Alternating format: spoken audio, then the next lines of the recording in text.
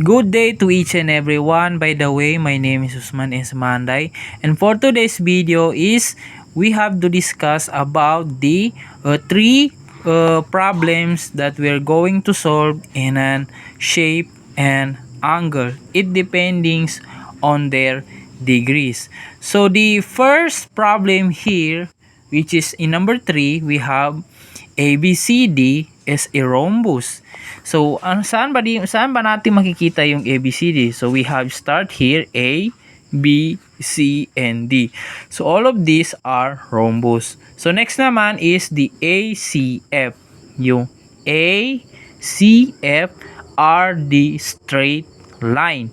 So, next naman is DCE, which is magsisimula dito sa D, C, and E are also the straight line. So, meaning, yung ACF and DCE are all straight line based on this figure. So, all you have to do is hahanapin natin yung angle ECF, which is magsisimula sa ECM. So, hahanapin natin kung ano ba yung degree nitong ECF. So, in a rhombus, the adjacent angle are supplementary. So, we have angle BCD is equal to 180 degrees. So, dito naman ay yung BCD ay meron itong angle na 180 degrees. So, ima-minus naman natin sa ADC, yung ADC, ganyan. So, mamanos naman natin sa ADC. So, all you have to do is, magkakaroon tayo ng angle BCD, then is equal to 180. So, isusulat naman natin again. Then, minus 94 degree is equal to 86 degree. So, the next naman is focus naman tayo using the straight line property. So, the ACF, using ACF or this is ACF straight line is the sum of the angle on straight line is 180 degrees. So, alam din naman natin ng ACDF or this straight line is 180 degrees. So, next naman is magkakaroon naman tayo ng angle BCD. Ito, yung B, C, and D. So, ipa-plus naman natin yung BCD plus angle BCE na kung saan yung B, C, and E are equal to 180 degree. So, next naman, okay. So, next naman is isusulat natin yung equivalent ng 180 minus 94, which is 86 degree plus the angle of B, C, and E is we have copy, we have 180 degrees. Sorry po may writing kasi parang dumudulas. So, next naman is, isusulat naman natin yung angle, then BCE. So, yung BCE is magsisimula dito, B, C, and E. Yung parang V shape. Na kung saan is, yung BCE is equal to 180 degrees. So, in 180 degree, then minus naman natin ng 86 degree dito sa BC BCD, BCD na kung saan is merong 180 degrees, then minus 94 na kung saan is yung 94 is dito sa A, D, and C dito. So after that is ang total niya is 86. So 86 naman ay ima-minus naman natin dito sa BCE na which is 180 degrees. So again, magkakaroon ng is equal to 94 degree. So through this, the use of these straight lines is property again. So DCE, which is itong DCE straight line, is the sum of angle on the straight line is 180. So ito naman, next naman, so ito namang DCE ay equivalent of 180 degree. So next naman is magkakaroon naman tayo ng angle, then BCE, which is kukunin na naman natin yung B and C and E, BCE, then ipa-plus naman natin. Again, ipa-plus naman natin sa angle of ECF. So yung ECF, ito, ECNF. So after that is kailangan naman natin equivalent ng 180 degree. So saan ba nagmumula ang 180 degree? So dito sa DCNE.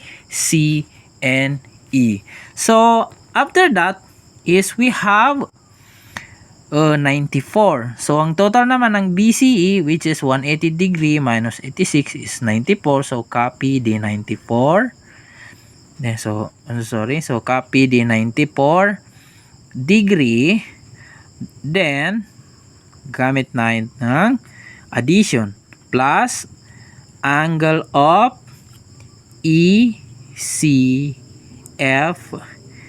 equal to 180 is the angle of ECF, yung ECF is equal to 180 degree, then minus 94 degree is equal to 86 degree. So the answer of this, angle ECF are, kakopy naman natin yung ECF is equal to 86 degree. So yung ECNF is equal to 86 degree. So yan yung ang sagot sa problem number 3 na kung saan is yung ECF ay equivalent of 86 degree. So all of these are the formula, or this is the final solution of this problem. So the final answer are ECF is equal to 86 degree. So let's proceed to problem number 2 in next video. So next naman, let's proceed to this number 2 problem here. So the number 4 we have STUB is a square, then find the angle G. So dito naman sa problem number 2 is meron tayong STUB na kung saan is STUB is a squared shape na kung saan is dito naman is meron ditong 19 degree, which is meron naman sa pagitan nito na which is hahanapin natin yung G, yung value ni G. So in this is kailangan natin maintindihan kung ano ba yung properties of this squared. So, through understanding this square, the square has a 4 right angles. So, we have 1, 2, 3, and 4. And they are the same sizes. Same sizes and measures. So, through this is meron namang vertex B or SVU, SVNU na which is equivalent of the 90 degrees. So, through understanding these properties of diagonals, so the square bisects the right angle at the vertex. Thus, the angle of the angle SVT, which is SVNT, that can form or nagpo-form by the side SV and the diagonal, which is S and V, and then diagonal V and T. So, SB, then V and T. So, magsisimula dito sa S and V line through V and T line. So, through this, nagkakaroon siya ng form ng nagkakaroon siya ng form na SB through this SB and V and T, so that nagkakaroon ito ng half of SVU or parang nahahati yung SB and U. So, all you have to do, paano natin ma-resolve itong problem? So, isusulat muna natin itong angle of SV and T. So, SV and T, then equal to, in the line of angle, then S, V, and U. So, sama magsisimula yung S, V, and U. So, through this is parang gagamitan natin siya ng divide, which is di-divide natin siya ng 2. So, equal naman is kukunin natin yung 90 degree na which is yung 90 degree is as a form or angle of the SVU, yung SVNU, which is with a total of the 90 degrees. Understand?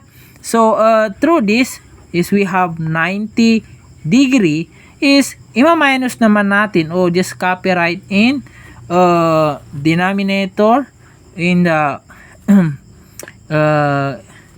in down. So, next naman is i-divide natin ito, which is meron with a total of the 45 degree. So, through this, the SVU divided by 2 is equal to, and then equal 90 degrees divided by 2, we have 45 degree. So, ika-calculate naman natin yung next naman is ika-calculate naman natin yung angle of G. So, from this figure, the SVT, yung SV and yung SVNT is composed of two adjacent angle, which is the 90 degree na angle and the angle of the G. So this SV and T is consists of the 19. So ito na yung 19 degree. So all you have to do is isusulat naman natin. So we have next naman. So we have angle of SVT then equal to SVNT. So equal to 19 degree. So saan natin nakukuha si 90 degree? So just copyright the 19 degree here. So next naman is ipo-plus natin sa angle of G. So ito na yung hinahanap natin kung ano ba yung degree ni letter G. So from this here is gagamitan natin ng substitute yung value ng angle of SVNT form. So through solving this angle of G, so we have just write the angle of G then is equal to 45 degree. So ito na yung sagot or equivalent ng SVU, then SVU all over 2 then equal to 90 degree. 90 degree divided by 2 is meron tayong 45 degree. So just copy the 45 degree here. So after that na makopy natin is gagamitan naman natin ng subtraction na kung saan is ima-minus natin si 19 degree. So next naman is through minusing this, subtracting this is susulat naman natin yung angle of G is equal to 26. So sa 26 degree dahil 45 degree minus 19 is we have 26 degree. So through this is the final answer are the angle of G is equal to 26 degree. So in here, so dito sa problem number 2 is the value of the degree of the letter G are 26 degree. So this is the problem here, and then this is the figure or the shapes that we are going to solve, and this is the formula and answer for this problem in number 2 questions or a problem. So this is the solution for this. So the final answer of this angle G is equal to 26. So let's proceed to our last problem in problem number 3. So now proceed naman tayo sa problem number 3. So let me read the problem. So FGHI is a parallelogram. So F, G, H, and I are shapes or ito yung tinatawag na parallelogram. Then yung GI which is G and I, then H and I are the congruent line in the FG, HI. So although this is, so therefore yung GI, G and I, and F and G, G and I, then F and G are the alternate interior angles. So we have the angle, so the angle of FGJ, itong FG and J are like this straight line. So through this and yung angle naman ng HGI which is H, G, and I, HI and J or tinatawag na HGI are in the lower down of these shapes. So through this, dahil nga yung FG and HI are the alternate or interior angle of this, so that since GFG are the straight line, so we have kailangan natin ng GFG, itong GFG then plus yung the angle of FGJ, yung FG and J is parang nakakabuo or it's equivalent of 180 degree. So we are given the angle of the GFG which is 102. So yung GFG is with a total sum of 102 degree. So bigyan natin. So angle of GFG is the equivalent of 102 degree. So yung 102 degree, then kapag ipa-plus naman natin yung angle kapag ipa-plus naman natin yung angle of the GFG plus the angle of FGJ,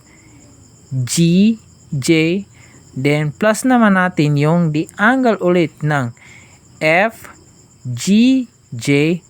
is equivalent of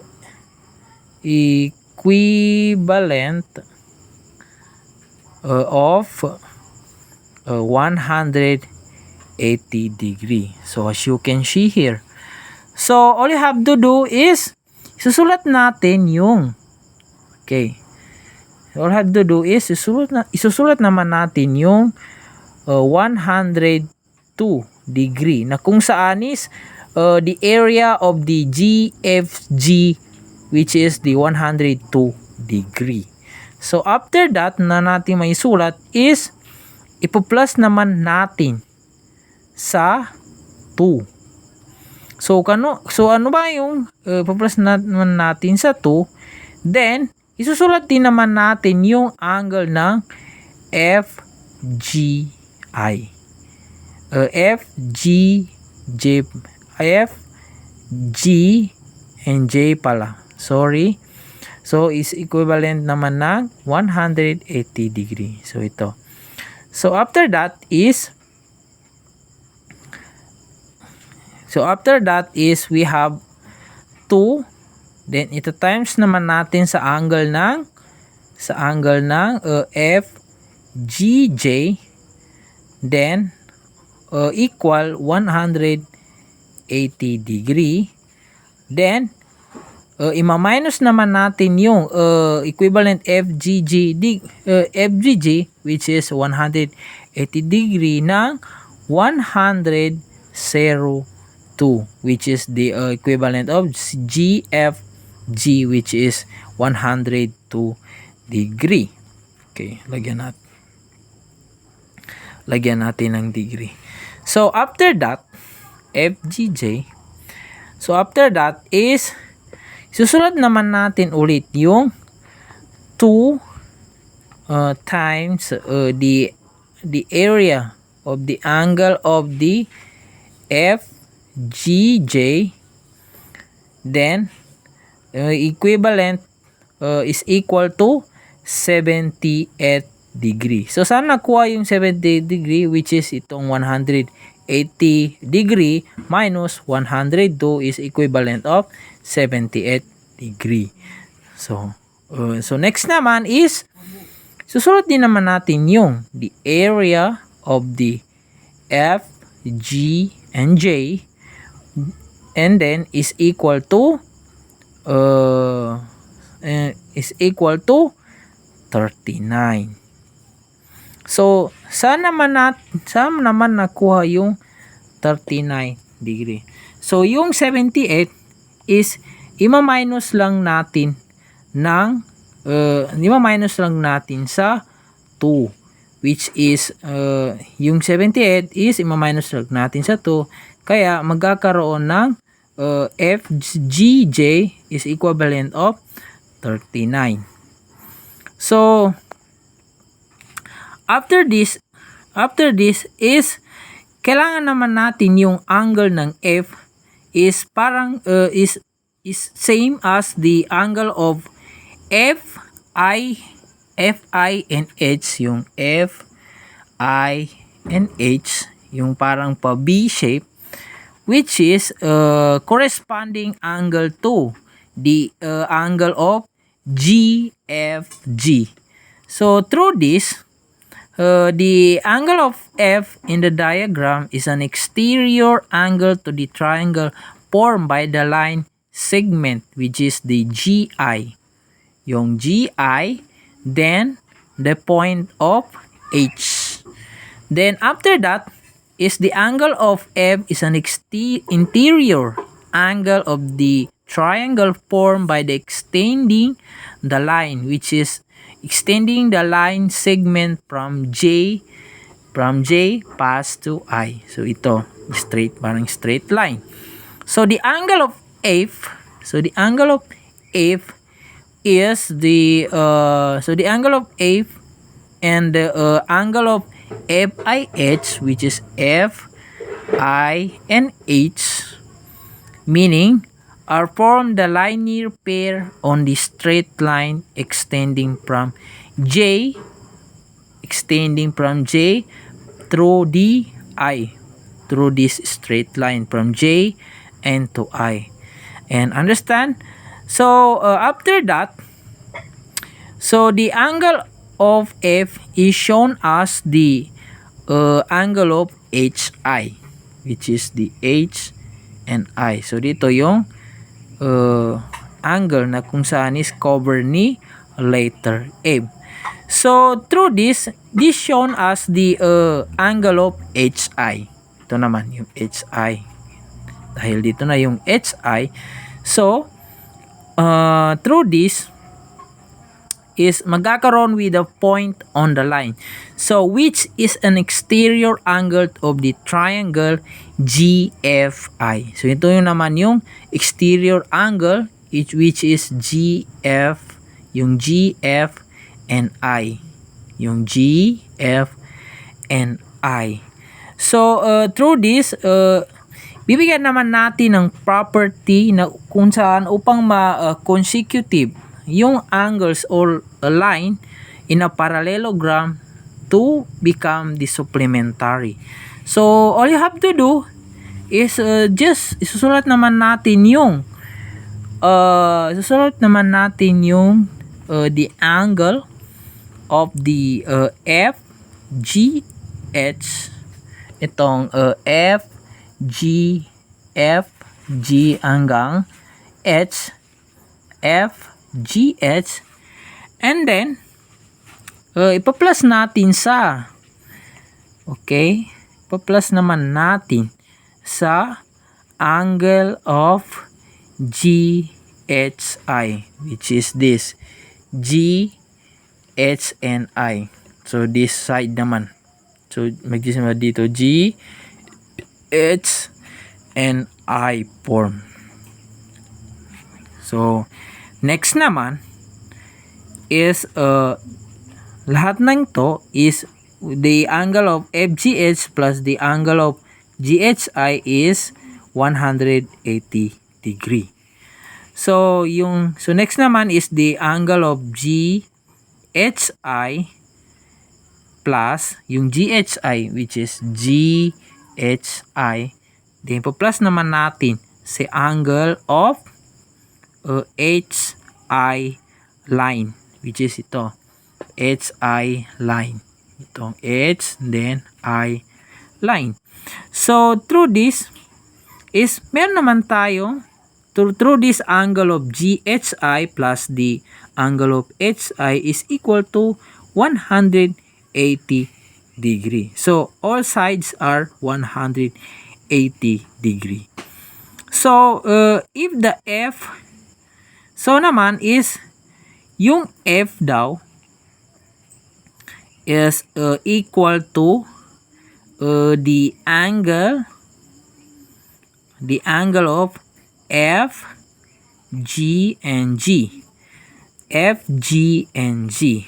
Then ipa-plus naman natin sa the angle of G, F, and J. So F, G, and J, ito, F, G, and J are straight line. Then ipo-plus naman natin sa G, F, G, which is G, F, and G, which is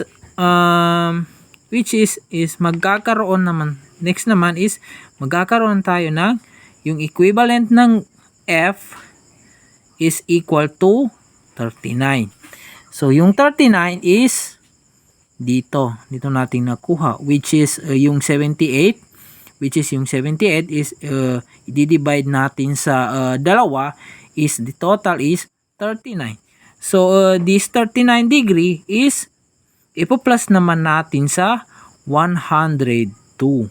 So ito naman 102 is dito yung equivalent ng area of GFG, or this ang sakop ng GFG line, which is 102.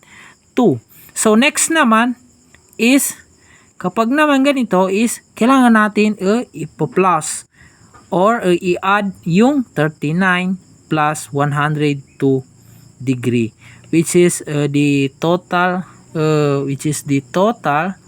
of the, copy natin yung F is equal to 141 degree. So ito na yung final answer ng area of F. So the final answer here in problem number 3 is yung ating F ay, the answer for this is 141 degree. So now this is the problem. So this is the figure or the shapes, angles, and then ito na yung final formula or the solution, and then the last one is the amount or the final answer of the angle of F, which is 141 degree. So here now, so this is the last part of our discussion this day.